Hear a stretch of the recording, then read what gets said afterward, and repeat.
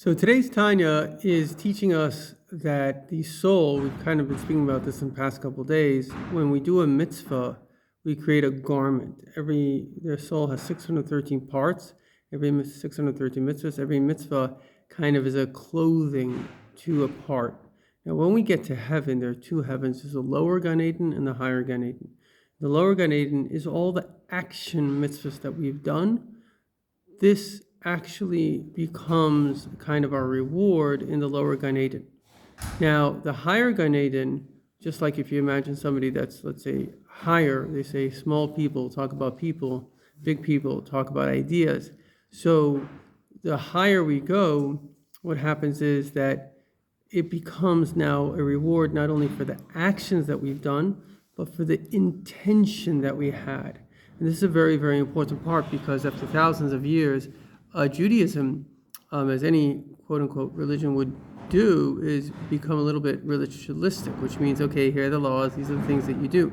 But ultimately, it's about the intention, right? If I just, eat kosher, but I have no knowledge of what I'm doing or why I'm doing it, it's not incomparable to if I'm eating kosher and I'm doing it because God tells me to do that. I'm doing that with intention, with love, with reverence.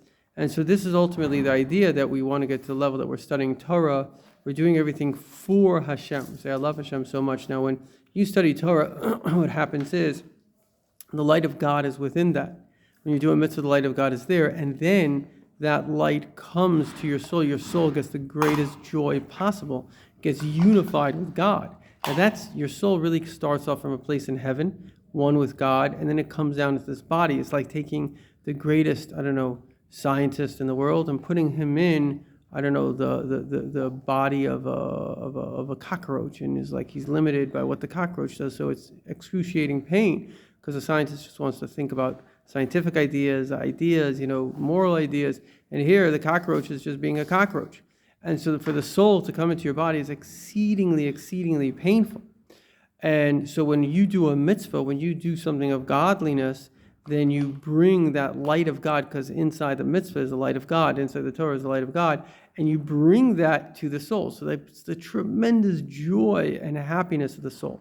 And so here on earth, we don't see these connections, but when a person passes away, every mitzvah they do, that creates a garment, and then when they're in the lower heaven, they're able to receive the divine light from Keter, from the will of God, tremendous love and light from God. They're able to receive it because they've done these mitzvahs. And then once they receive that light, then they progress to the higher heaven, which is called the heaven of Gan Eden Ha'elyon. And in the higher heaven, they are actually able to receive greater and greater insights into the depth of the mitzvahs. Ultimately, life is about how much more goodness and kindness can I do now, and this is really the goal, because the goal is unity, and goodness and kindness creates unity. Our job is to love and not to hate. As a Gentile who converted to Judaism, before he converted, he came to Hillel and he said, what is the premise of the whole Torah? He says, that which you don't want others to do to you, don't do to them. In other words, Judaism effectively is don't be mean. Nobody wants someone else to be mean to them, even if they were, so to say, sinned or did something wrong. So the essence of Judaism is don't be mean, be nice. Pretty simple. Okay, good luck with that one.